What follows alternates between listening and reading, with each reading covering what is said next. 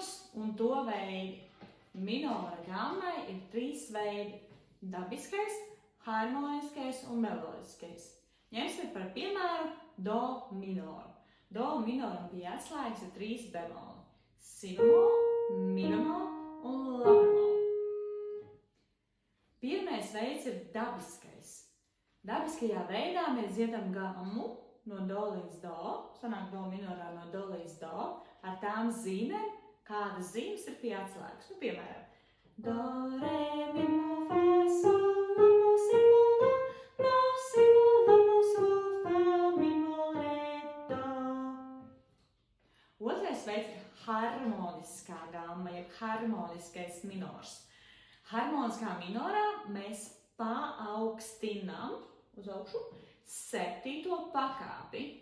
7. pakāpe do minorā mums ir si bemola. Lai si bemolu mēs paaugstinātu, mums nepieciešams ir bekars. Un tad mums būs si bekar do.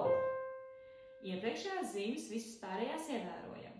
Tad do, re, mi, mo, fa, sol, la, mo, si bekar do, do, si bekar la, mo, sol, fa, mi, mo, re, do.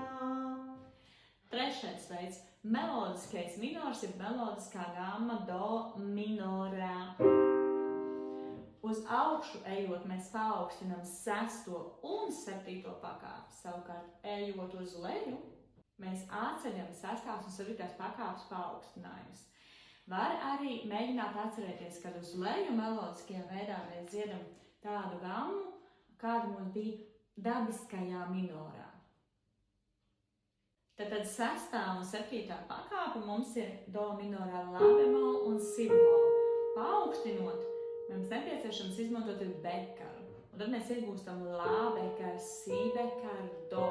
Un tad mums sanāks gamma šādi. Do, re, mi, mo, fa, sol, la bekaru, si bekaru, do. Uz leju mēs atceļam paaugstinājumus, jeb tā kā dabisko gammu mēs dziedam. Do, si, mo, la, mo, sol, fa, mi, mo, re, do. Šie 3 veidi ir visās minora gammās. Tad dabiskais, harmoniskais un melodiskais minors.